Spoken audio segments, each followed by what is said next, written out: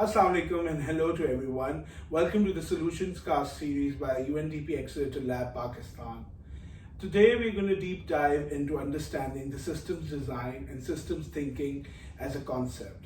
I'm Javeria, head of Solutions Mapping, and I will be talking with Ehsan today of Experimentation, and we will unpack systems design. Sure. And I'm not a trained host, so it's okay. We can make we just talk like this. Okay, so Javeria, let's go deeper into understanding the concepts of systemic design or systems design. What is it? Systems design is a very integrated approach. It's as integrated as we normally talk about other cross-disciplinary practices, where maybe I can start by just deconstructing the terminology itself, which is systems and design. Okay. So design by nature, we understand it as a problem-solving tool, and that can be applied in whichever way, either solving a problem that comes with a product or a service or policy, or in the conversational sense, theory, practicality, so a lot of notions. So design really is just either improving on something or solving a problem. Sure. And system, anything that has multiple elements with a codependency on each other. So that's Right. where we can understand the system here with that. When we talk about systemic design, I've often I used to do this diagram with one dial of design thinking and the other of systems engineering. Yeah. And so the cusp of it is where design in the systemic sense emerges. And maybe we can use a few analogies to understand what a system really is. And what I mean when I say that it's a composition of different elements that have interdependency Right. with each other. So for example, your watch.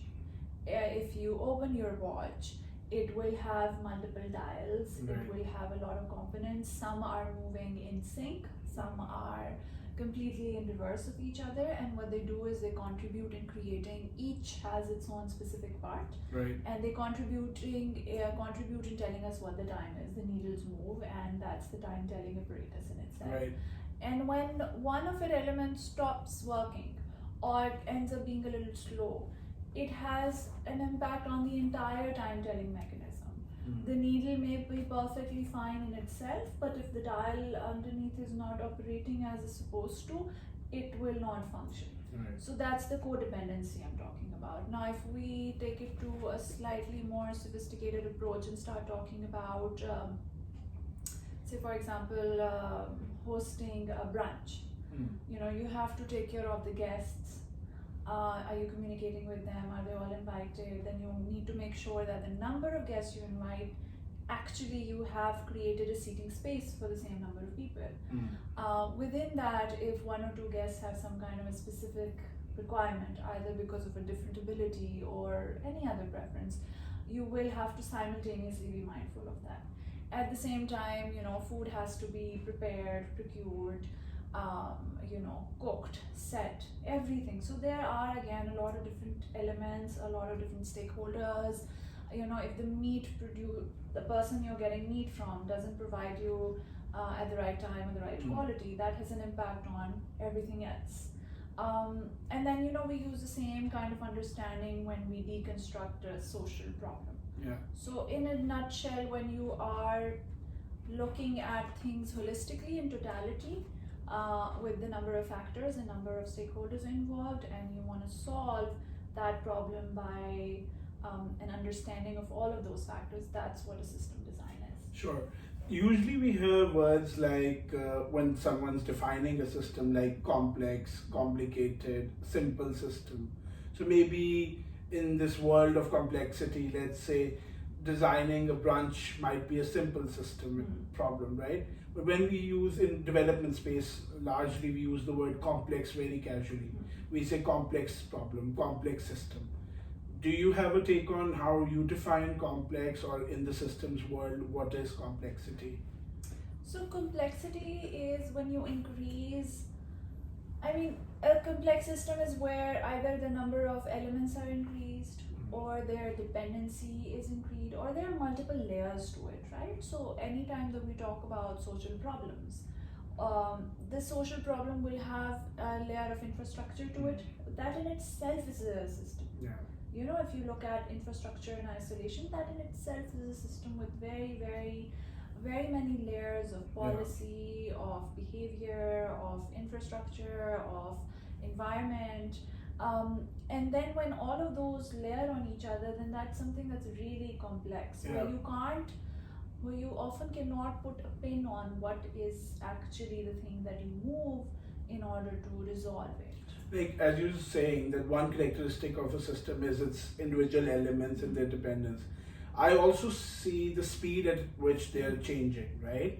What we define as a complicated problem or a system a day ago might turn into a complex system because of the rapid speed at which the parts of the systems are mutating, for instance, right? So it just adds to like more complexity for the solution providers and the designers to think through, and there could be spaces which are blind spots for us within the system as well. So a lot of those techniques which you use in your work, like horizon scanning to future scoping, can be brought into working while with the system as well. So that kind of also brings me to another question of, do you think this is a theory of practice as opposed to something which is more theoretical and theory of change as opposed to? I'm going to go with both, and I'll hint a little on something that you said about blind spots. Essentially, what you're able to see or deconstruct in a system are the obvious elements. There's a lot that influences all of those obvious elements, and that's where the blind spot usually is. Either it will be in something that is yet to unfold itself and present itself as a problem, or it is something that is so deeply immersed by the influence of a lot of other aspects that you're not able to really kind of see it or put a finger on it, that this is what it's causing. And often we see that those are the elements that are considered either as stagnant within the system or something that we ignore. For our plastics waste management work, we did an iceberg diagram. Yeah. So do you want to explain that a little? Like, often I know the sustainability enthusiasts or the people who want to learn about innovation techniques often see these iceberg diagrams explaining the system. What are those? How can one navigate and learn from through those tools? So Abibi, as I was talking, I kind of weirdly paused, and that was because a lot of the times the work is not theoretical in nature, right? What we do is very practical. It has a very physical manifestation. Even when we talk about services and intangibilities, it has a very, very strong, concrete kind of a result to it. So when we start talking about it, we are very limited in how we explain. So we resort to using analogies, examples, and diagrams. Visualization in itself is such an important tool, not just to communicate what we have mapped so far, but also to really when we do systems diagram now, we're taking a 400 feet above bird's eye view. And I don't know why I said a number here, that made no sense. But really taking a bird's eye view and understanding that this is the current state. When you have everything mapped with all of the elements, their connection with each other, you're able to see the patterns, you're able to see within those patterns any anomalies if they exist, then you're able to see what is missing, what is redundant, what is obsolete, what is no longer required. And the mental models, and right? the mental models that are either encouraging them or tolerating them. Do you want to run us through an example for the plastics one? Sure. Like, so in plastics portfolio, again, multiple layers. For example, when we started to investigate what the problem looks like from the municipality front, we met stakeholders and looked at the system both in the Rawalpindi Samad space, but also Rahimia Khan, and then also in Lahore. So if you recall, in Lahore, the municipality organization there had this huge big room with lots of monitors where they were in real time monitoring even the movement of who is picking the trash, in what quantum, in how much time is the portation taking place.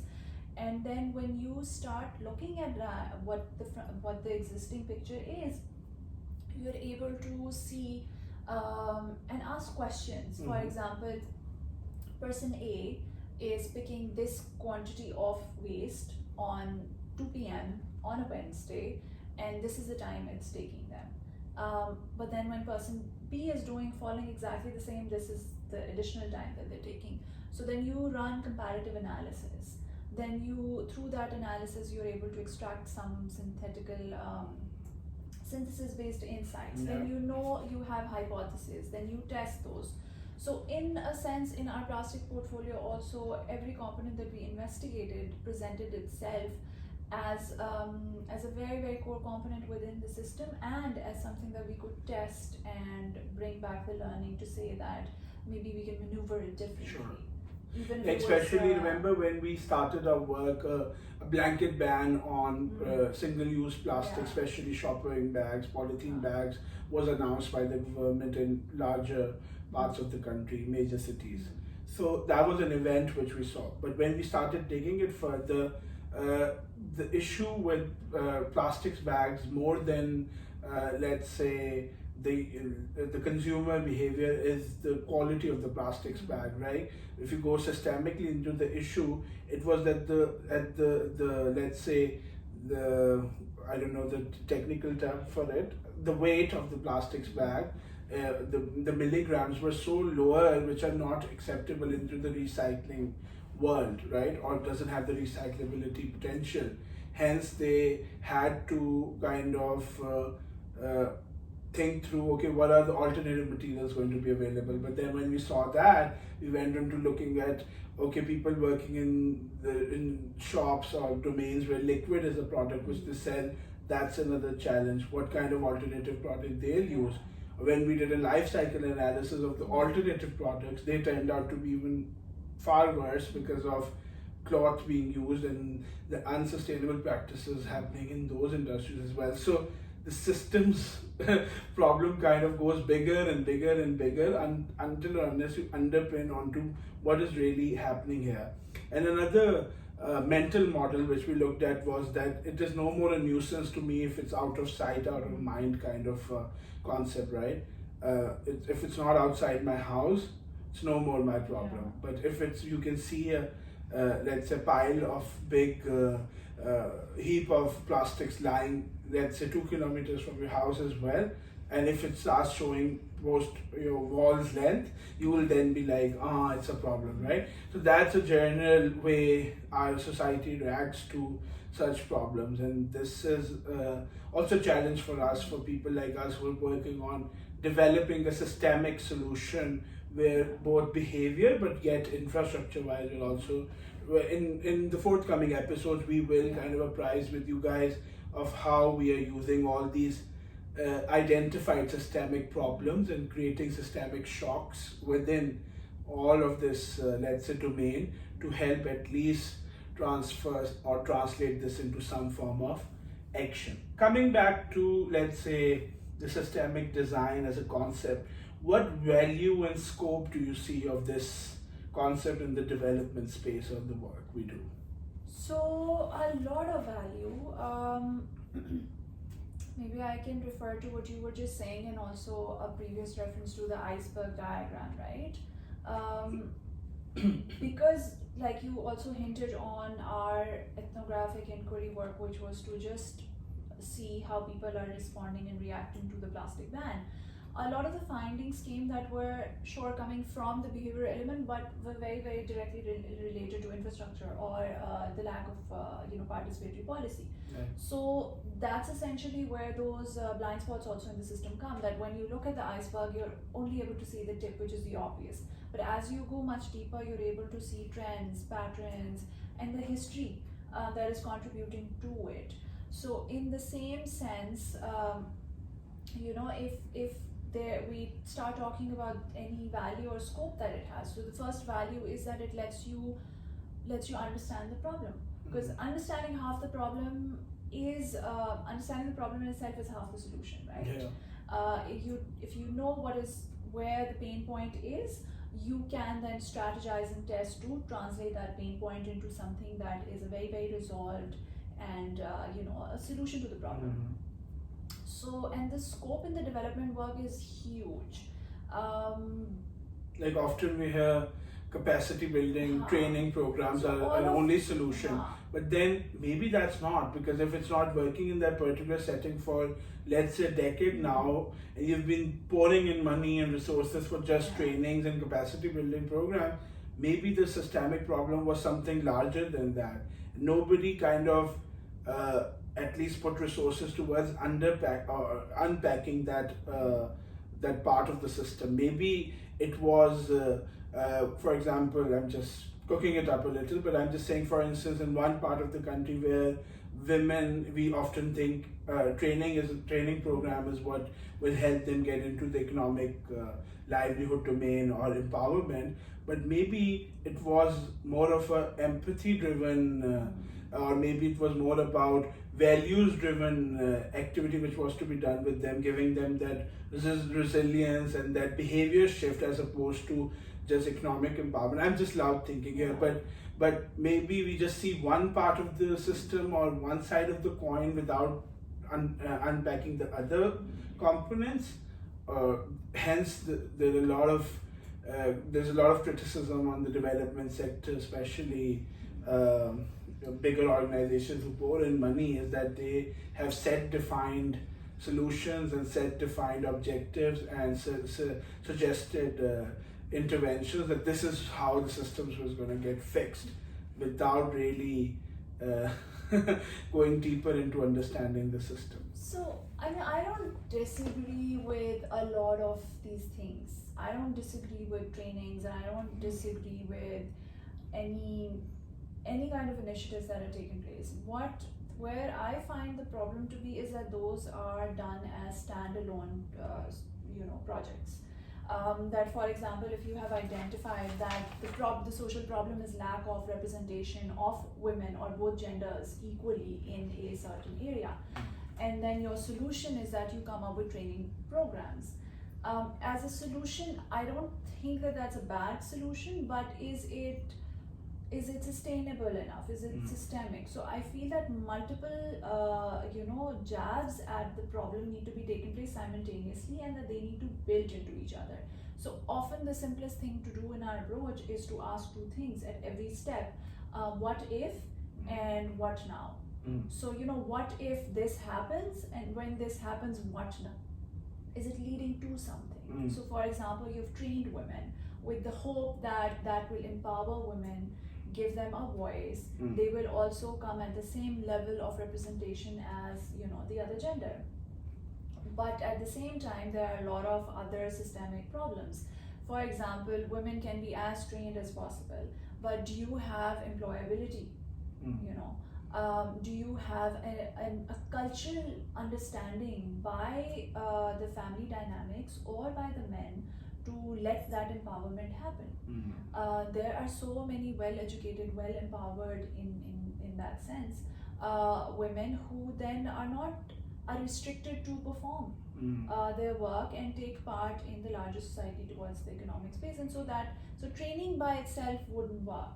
That is why a lot of the times we advocate for a packaged systemic approach, that while you are doing training, at the same time or actually beforehand, do a little bit of analysis of what are you training them for example. Where this idea coming from? I mean, there are so many trainings now about digital literacy. The area where you are actually providing digital literacy, do they have the bandwidth of internet? Do they have the infrastructure? And is there scope of them having graduated through those training programs and then getting employed?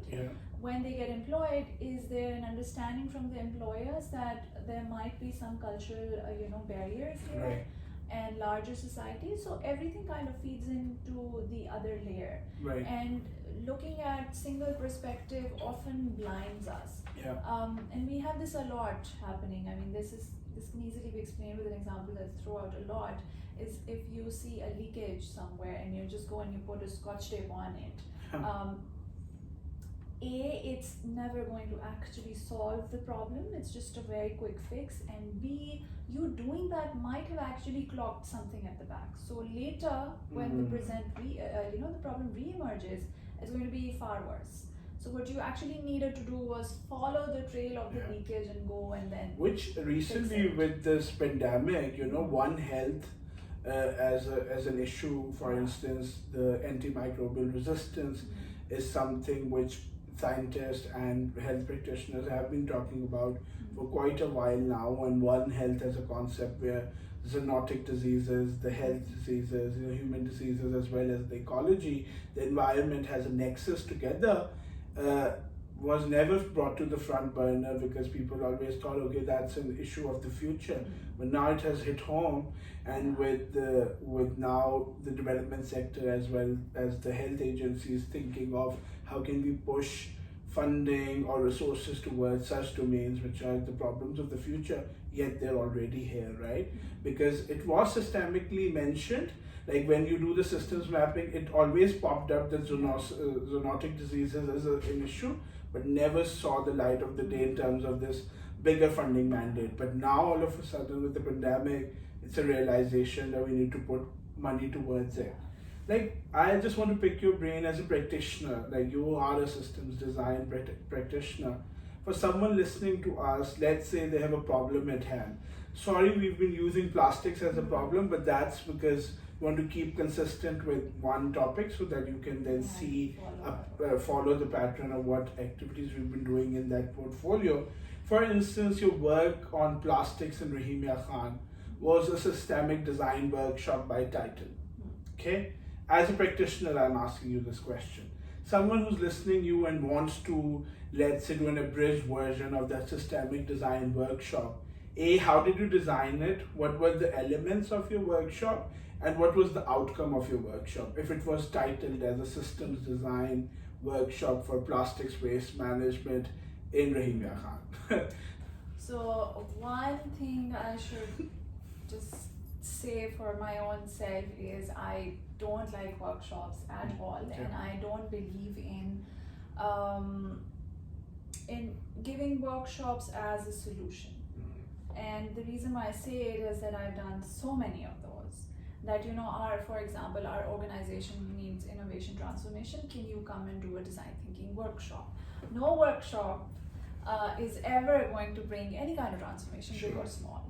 It has to be a very long-term patience process. So with regarding the Rahimia Khan work, we were engaging with, and for months we interacted with our partners Unilever, because they had the presence in Rahimia Khan. That's kind of how we narrowed down on that city also. And the vision is to transform Rahimia Khan into a zero waste or a zero plastic waste city. So that is sort of the larger aim through which we started figuring out, okay, how do you use an engagement opportunity to come up with a strategic plan that takes you towards a zero waste space. So there was a lot of homework done before the actual workshop, before the 3-4 days. There was active analysis of ground realities pertaining to the plastic landscape in Pakistan. Then again, in sort of multiple factors. What does the infrastructure look like? What is the policy around it, if any? What is the general opinion of the citizens? What are the general practices? How do people react to it? What is the government's mandate toward it, if at all? Are we as a country office aligned toward it? So a lot of these kind of studies. And then what we found out when we started to really narrow into the plastic area was that there is such a dearth of data. There was no actual figure that would tell us what the quantum of waste is. So when you don't know the problem enough, then how can you say that something needs to be shifted? So putting that aside and just coming to that workshop as you asked. So that workshop was, again, the aim was to look at the system and use collective intelligence for it, right? So we as individuals or even as a team can do as much research as we want, but there are a lot of people who already have that knowledge from their own perspective. So it kind of was important to go and co-create a system or map a system from who were their the lens. participants, like audience? So it was largely, Unilever's own people, but in multiple segments, people from the production side, consumption side, management side. Then we also interacted with, we had engagement with different community participations like homemakers, caretakers, then retailers. So we've kind of catered both to the consumption and the production side, and at the same time municipality who's kind of looking at the forefront and managing it. So there was a set of exercises, a set of steps that we went through. We started off with really ethnographic inquiry to understand, to really just observe how people even respond. So exactly what you said, for majority it is out of sight, out of mind. So if you have something in your space, you just throw it out and then the problem is somewhat sorted for you. What you don't understand is the gravity of the dump that you have caused, and that's where we come in. So there was a lot of contextual ethnographic inquiry to map the journey of even the trash that you're throwing. You've thrown the plastic out, who's picking it? Are they picking all of it, or are they doing some kind of segregation? So that's where a lot of the times informal sector comes in, because they see value in what's left behind. You kind of map the whole journey against the waste cycle, right? Okay. And so this was one leg of it. The other, which was sort of in a war room, was to just come together, deconstruct the journey of that plastic into 4 segments. One was production, then it was consumption, then it was how it's picked up from the environment, and then how it goes back. So upcycling, recycling, whichever journey that it takes. And then we had groups come in and visualize what that system looked like.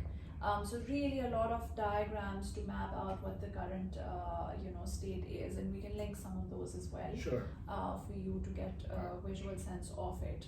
And again, as we was talking earlier, so what the system actually comprised of was every element, whether it was inanimate or people oriented, and then their linkages.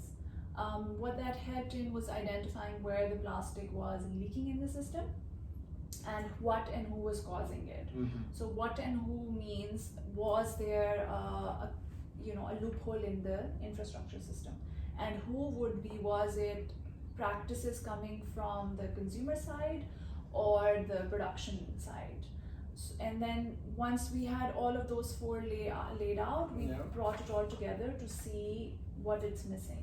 And then another thing was to identify who are the influencers in it, and often the influencers were really at the back seat. You may not even see them, but they have a lot of influence in how the entire journey, the power dynamics play a role, right? Exactly. And then so that was one component. The other was to now, just after kind of absorbing and reflecting on that entire system, you take a back step and then you start thinking of desirable futures. For example, if the aim is to turn Rahimia Khan into a zero waste city, what would that in the most desirable form, like an ideal state, without worrying about whether it's possible or not, exactly, how much it's going to cost, will it happen here or not. So then no conformity, none at all. And again, a very strong chance to be creative. So if one idea was that you don't see anything on ground, anything that is produced, for example a shampoo in a factory, it is directly through a pole and through certain pipes come to your home. Now that is too idealistic, and how can it go to every single person? But it's just to understand what are the possibilities. And when you start thinking with this no boundary creative space, that really opens your mind. So we did a lot of these kind of exercises, and then we did a little resource plug into it, that what are some of the resources that you have to let go now in that future state. And then you go through a process of elimination that brings you closer to the reality, and then you do collective future state mapping to understand that within these existing things and whatever forecast that you're doing of future, what is it that you need to do now in order to achieve that state in 5 years. So there's a lot of reverse engineering to it, a lot of flow, and again, what now and what ifs to it. So that's how we came up with a lot of hypotheses, a lot of speculative imagery, to collectively visualize what that future would look like and what we need to do in our strategic plan today that will lead to something in year one, which will result in this, and the byproducts will be this, and then we go to next year. And then as we were really all excited and geared up to execute one of those as an experiment, COVID happened. Yeah. And two big things out of COVID. One is that it did kind of disrupt, our sort of organic way of working or planned way of working. But the other end, similar to what you were saying, that so much happens and we often are not planning according to it, like the healthcare.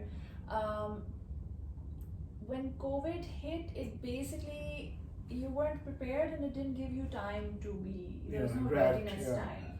So you just had to.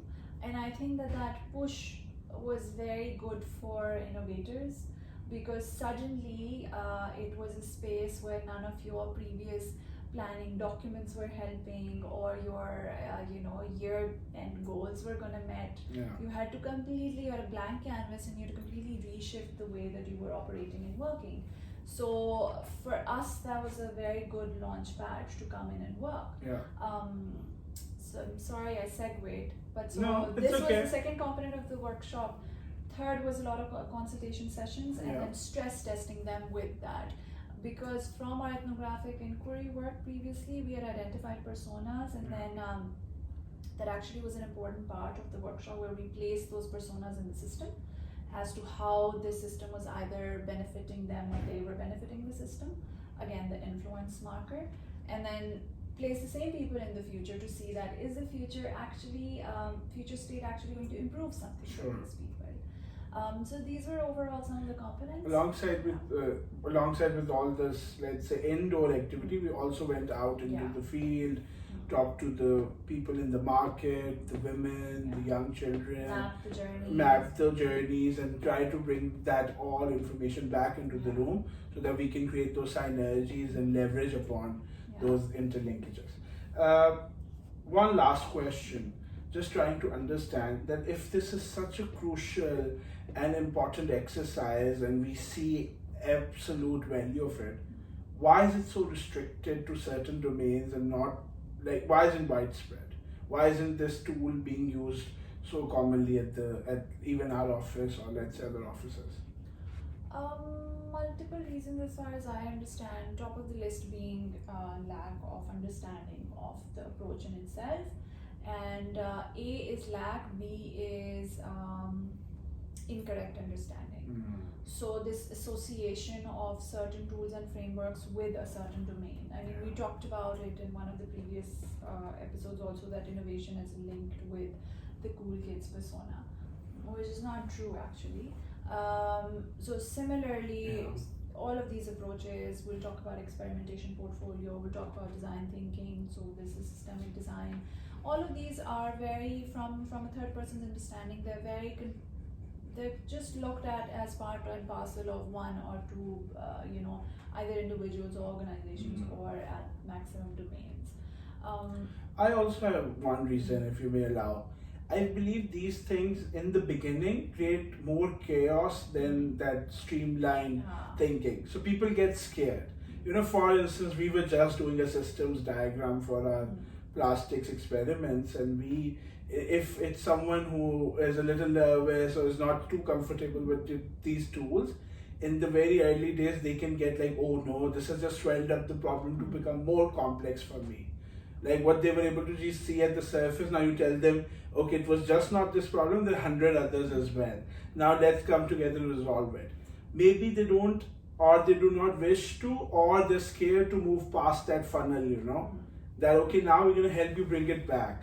Like I remember when we were also being super candid here, when we were pitching the systems design work to a few of our colleagues as well initially, they were like this, let's come up with a solution and then aid this thing towards it. We were like, no, let's hold on to the solution, let's do this, and then we can find a way, a funnel to bring it to this, but there are other things we have to alongside learn about within this system. So I feel like as a human nature, this tool initially adds to the chaotic thinking in the beginning, and then brings that systems thinking element to it. I don't know if you agree. No, I totally agree. This idea of being fixated with, the solution or the end of it beforehand, it doesn't allow you to follow the process. Yeah. And the beauty of the process is that it unfolds things in itself and it gives you a direction. But if you have thought of the direction and the end product beforehand, then it becomes redundant.